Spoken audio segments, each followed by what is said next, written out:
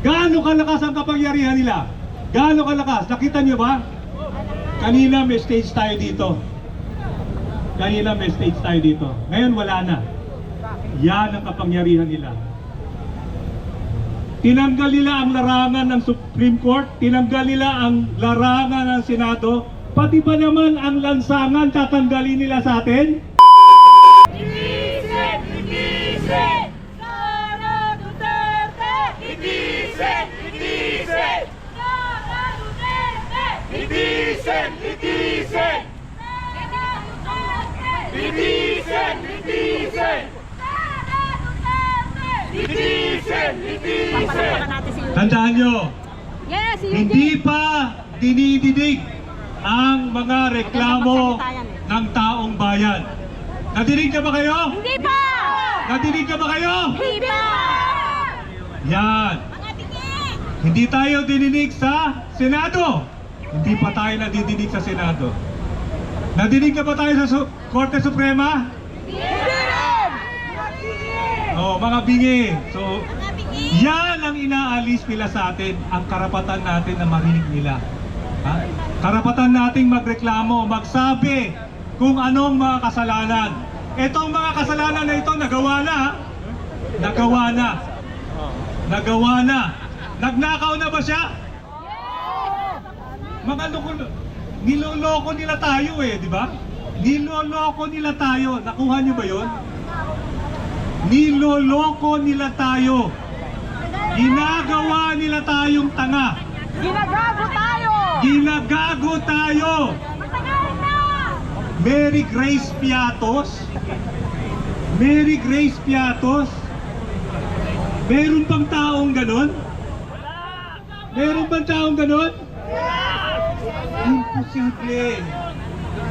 Ganyan. Sabi nga nila, kapatid ng magnanakaw ang...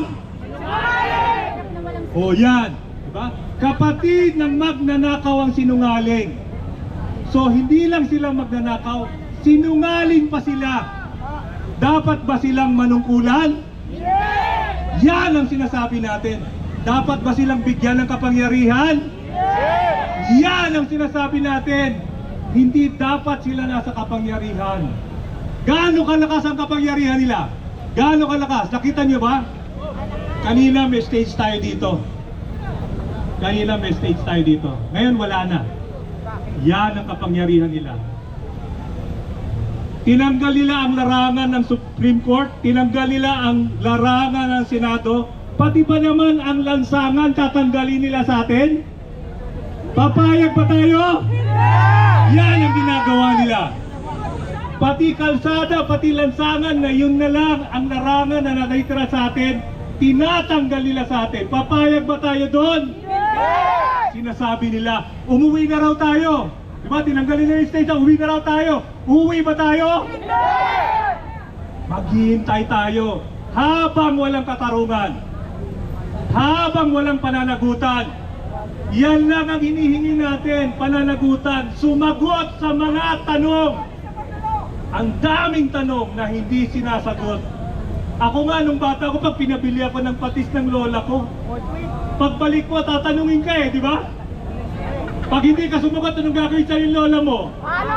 Paano? Paano? Di ba? Bata ka pa nun. Ito, matatanda na sila. Ayaw pa nilang sumagot sa mga tanong ng mga may tunay na kapangyarihan. Sino may tunay na kapangyarihan? Kanino yung perang binibigay nilang bilyon-bilyon? Sino nyo? Bilyon-bilyon ang pera nila. Tapos bilang hindi nila bibigay ang 200 sweldo ng hinihingi ng mga manggagawa. Biro nyo yun? 200 sa bilyon-bilyon. Sinasabi nila nabayaran daw kayo. Biro mo, nabayaran kayo magkano? Tapos sila bilyon-bilyon kumpara sa mga perang nakukuha nila. Kumpara sa pera na kuha, bilyon-bilyon. At pumapatay pa sila ng tao. Yan ang kapangyarihan nila. Ang karapatan nating magsalita, ang karapatan nating magkaroon ng mga bagay na kailangan natin, ang karapatan nating mabuhay. Yan ang due process na hinihingi natin. Tayo ang humihingi ng due process. Yan ay karapatan natin. Maraming salamat. Litisin, litisin! Sara Duterte! Sara Duterte! Litisin! Litisin! Sara Duterte! Litisin! Litisin! Huwag i-dismiss!